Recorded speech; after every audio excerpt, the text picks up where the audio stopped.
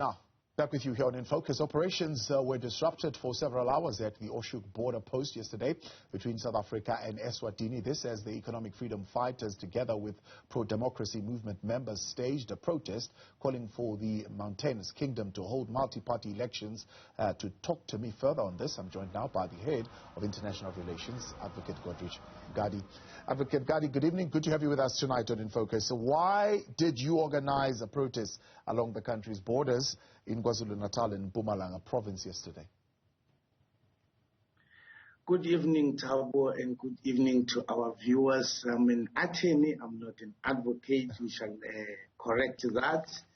And just before we come to your question, I think we take this opportunity to also send condolences to the families and friends and all our people in KwaZulu-Natal for the tragedy that they have just experienced due to the flooding. Back to your question, Thabo. We have to unleash international solidarity with the people of Eswatini, because there is a need that they must be free, and a political freedom to choose whosoever must be their government and not be governed by an absolute monarch. We have a duty as a community of humanity in the world that we do actually provide international solidarity to those in need of it, like we did as the people of South Africa in our time of need during the apartheid time. Yeah. When we had to wage a liberation struggle to overthrow the apartheid government. We had the people of Swaziland, the people of Lesotho, the rest of Africa and the world in solidarity with us here in South Africa. Yeah. We can't stand idle like that when the same that was waged upon us is happening in our neighboring country. Yeah. Now, Eswatini has, of course, been plagued with civil unrest for a while, but particularly since 2021, where we've seen a number of violent demonstrations against the rule there. What do you think would be the impact of South Africa in joining and showing support? Well, from the perspective of the economic freedom fighters, you will remember that in our founding manifesto, we speak of a united Pan-Africanist Africa, one continent, one people, one government, one army, one currency, and one parliament. We can start that with a united state of Southern African countries coming together, Lesotho and Swaziland and South Africa, to form that bloc. And we teach the rest of Africa that it is doable, and we start it from here. We have a great interest in the democratization of Eswatini, because it will be part of the greater struggle for a united, peaceful Africa. Yeah. And do you think blocking borders would send that message? Oh, definitely. There must be a pressure for the democratization of Eswatini, and international isolation, economic sanction, cultural boycott, sport boycott, and other forms of international pressure is one part amongst the many of the elements and pillars of the liberation struggle. There must be an intensified internal organization, internal revolution, and internal ungovernability. There must be ungovernability in Eswatini, so that the people of Eswatini, out of their own volition and conscience, they actually determine their destiny. And we need to assist them through ensuring that King Mswati and his enablers of his Inkundla system, we squeeze out the oxygen from them. Why do you think this particular issue of the crisis in Eswatini was not discussed at the regional meeting? It was seemingly, surprisingly, pulled off the agenda. Member states and leaders of SADC are puppets of the imperial colonialist superpowers of the West. They are corrupt to the core. They are doing business with the family and the kingdom of Eswatini. They are the enablers of the oppression and undemocratic dictatorship of King Mswati. They benefit a lot. Even white monopoly capital through the companies and conglomerates that are from the West and in particular in South Africa, their investment are secured by King Mswati. No wonder there is no any pressure by any of the African heads of states and the neighboring countries, including the European Union and America, because there are business interests for which King Mswati is protecting for them and is benefiting from them, and they also benefit from King Mswati. Now, I mean, there's been this continuous call for this national dialogue, and there's been a back and forth. Those who speak for the king that we've spoken to, saying, well, the king has called for the Inkundla. That's where people sit and they can raise their issues. Everybody is welcome there. I mean, what kind of a national dialogue would you like to see happening? You will agree with me, Thabo, and our viewers, that there is nothing called a dialogue in Eswatini. There is something called a monologue, wherein the king calls the people to what is called Isibaya, the kraal, where he feeds them with food and feasts them with meat and traditional beer, and then he talks to them and insults them and disrespects them and tells them that actually they are high on wheat because it's a country that is known to have the best of the wheat products in the world.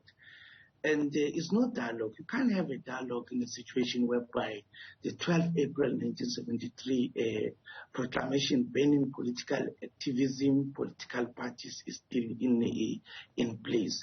A credible dialogue will be a dialogue that takes place when that decree has been repealed. Political parties are given the freedom to campaign and to recruit, to establish themselves and engage in a national dialogue, and not in a monologue with the king and his subjects who benefit from his handouts and leftovers in the table, what we call it Tinduna and Tingundla, and the traditional leaders and the appointed village heads of the king. Those are the people he's speaking to. He's not speaking to the masses and the people of Eswatini. So what would need to happen then to build confidence in this dialogue process? You're saying it would need to happen outside of the king's kraal? It would need to happen outside of Eswatini? How should international bodies coordinate themselves around this question of the dialogue? The international community needs to put unprecedented pressure on the King Mswati to engage in a meaningful and credible national dialogue. We don't need to be the panelists and the chairpersons of those panels and of those committees on the national dialogue. The people of Eswatini are capable enough to discuss and map out their destiny. They don't need us to be part of their boardroom talks. But the boardroom talks should be genuine and credible in a free political space. And the only way to have a free political space in Eswatini is if the international community can close off the King Mswati and block it off and isolate it and all its enablers isolated with targeted sanctions against the enablers of King Mswati within Eswatini, who have got investment in Europe, in America, and particularly in South Africa, by ensuring that the kids of those enablers and the king himself and his family, the Dlamini family, actually, we freeze their accounts in South Africa. We ensure that we reject their admission and schooling in South Africa. We prohibit and ban them from the use of medical facilities in South Africa. And we just block them off and close off the borders of Eswatini. The king would prefer to deal with the domestic issues outside of the spotlight of everybody else in the region, a sovereign nation. And I'm sure they don't take kind to the EFF, a South African political party, meddling in their issues. Would you not want to give them that space as a country to discuss these issues? I think the king must be very receptive to the idea of the EFF as talking to him nicely as we do now. Because come 2024, when EFF takes over South Africa and become the government in South Africa, in fact, the first paragraphs and sentences of the State of the Nation by the President and Commander-in-Chief of the EFF, and by then he will be the President of South Africa, will just to close off the borders of Eswatini, and there's nothing he can do. So the earlier he avoids a situation like that before 2024, the better for the King Mswati, because the dialogue, a credible dialogue, will also include the future of the monarch, like it happens in all other African countries, wherein the future of traditional leadership is still constitutionally secured, as will be seen in KwaZulu-Natal and all other provinces where we've got kingship, and in other African countries where we have some form of kingship and is preserved and constitutionally protected. So the same shall apply to King Mswati.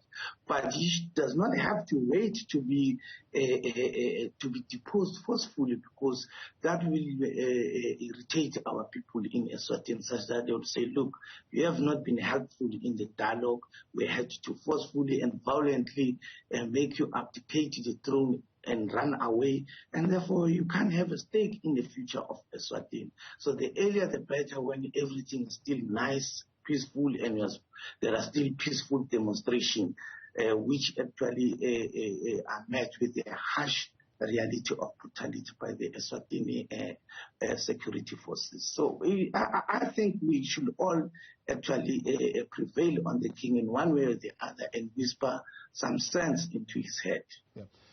You don't think this process will undermine the work that is already being done, for example, by President Cyril Ramaphosa, along with the SADC Secretariat, who are collaborating with the government there, beginning to draft the terms of reference of this National Dialogue Forum? We have heard so much about that chorus of President Cyril Ramaphosa. It's not different from the rest of the heads of states of the SADC community, in that it's just a club of some male chauvinist dictators of their own in their own countries, who will never accept opposition in their own countries. In fact, they wish also to have been like King Mswati. So we can't expect anything from President Cyril Ramaphosa. For that matter, President Cyril Ramaphosa, his ruling party benefited so much from the people of Eswatini. 30 years down the line, they've not done anything. All they will do is to issue statement and go to the border and sit and stand on the other side, 15 of them singing down with him, Swati, down with him, Swati, and instead of actually irritating the status quo, disrupting the status quo, and ensuring that actually there's no activities in the borders. They've got all the powers to do whatever needs to be done, but in any way they benefit from the dictatorship of King Mswati, and we cannot expect anything from President Ramaphosa and his ruling party.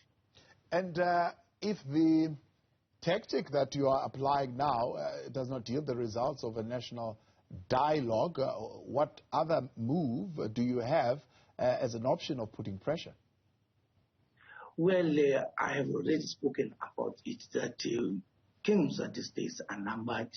He must be lucky that the democratization of Eswatini may happen before 2024, when we take power as the EFF in South Africa, and when we will effectively squeeze the oxygen out of him. The earlier the better for him, before we actually do it as a sovereign state of South Africa, because we will be a bold state, a bold government of the EFF, and will never dine with a despot in any of the international forums, including having such a neighbor with us. Other than that, the EFF has expressed in public that it will support whatever means the people of Eswatini need to ensure that they dethrone King Mswati and remove him from power forcefully if he does not want to peacefully negotiate and secure his future within a constitutional democracy in Eswatini.